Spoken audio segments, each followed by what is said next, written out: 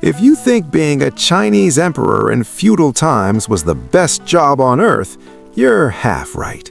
The other half is a full-time stress marathon. The emperor had the highest authority in the country.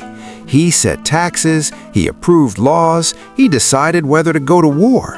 One sentence from him could promote an official, ruin a family, or send thousands of soldiers into battle. During the Ming Dynasty, the population was over 100 million. One bad decision didn't just cause a small problem, it could affect millions of people. You mess up at work, and maybe your boss sends an email. The emperor messed up, and an entire province suffered. Money was not an issue. The Forbidden City had more than 8,000 rooms. You could get lost on your way to the bathroom. His meals could include 20 to 50 dishes at a time. There were specialized chefs for different types of food. One handled soups, one handled meat, one handled desserts. You feel proud when you cook 3 dishes for dinner. He had a menu that looked like a wedding banquet every day. But don't get jealous yet. You can hit snooze in the morning. The emperor could not. Court often started around 5 a.m. Officials lined up before sunrise. Imagine mandatory meetings every morning before most people have had coffee. No calling in sick, no working from home. After court, he read reports, sometimes hundreds of them in a single day. Floods, taxes, corruption, border threats. You might manage a team of 10 people. He managed an entire empire. Here's the twist, he was never alone. Eunuchs and palace maids followed him everywhere. They served him, but they also documented everything. When he ate, who he met, how long he stayed in a room. Think about someone taking notes on your daily routine non-stop. Even your sleep schedule would be recorded. Privacy did not exist. Now let's talk about the imperial harem. Some emperors had hundreds, even thousands of women in the palace. Sounds impressive. In reality, it came with rules. He couldn't just decide to spend the night with whoever he liked. There was a strict rotation system. Officials managed it. The goal was political balance and producing heirs, not romance.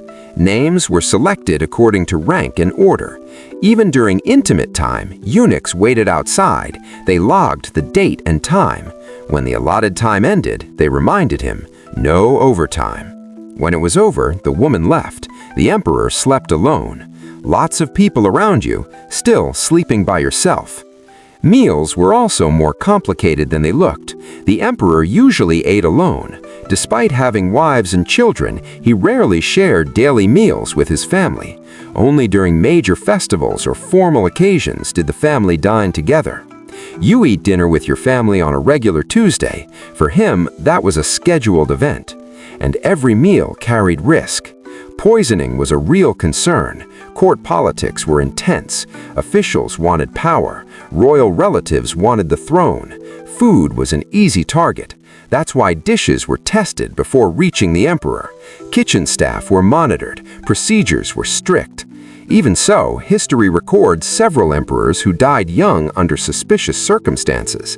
Some likely consumed toxic immortality elixirs containing mercury because they wanted to live longer. The result was the opposite. You worry about calories, he worried about poison.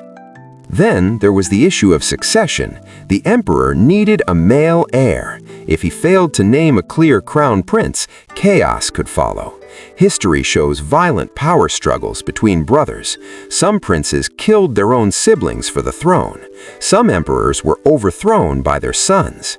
You argue with your siblings over property, they fought over an empire. Security was another constant concern. Assassination attempts happened. Palace coups happened. The emperor could not casually walk through the city. Any public appearance required heavy security and detailed planning. Over time, isolation became normal. He lived inside massive palace walls and depended on reports from officials. If those reports were incomplete or manipulated, his decisions were based on flawed information. That led to serious consequences.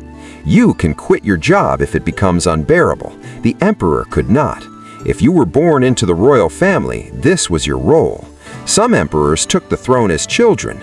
Real power might rest with regents or senior officials, but the responsibility still carried their name.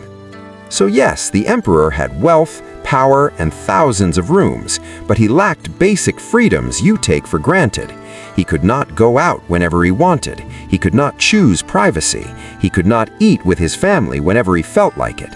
From the outside, the gold and silk look appealing. From the inside, it was a 24/7 job with no vacation, no off switch, and no way to log out. Being emperor was not just sitting on a throne, it was running a nation under constant pressure, constant observation, and constant risk.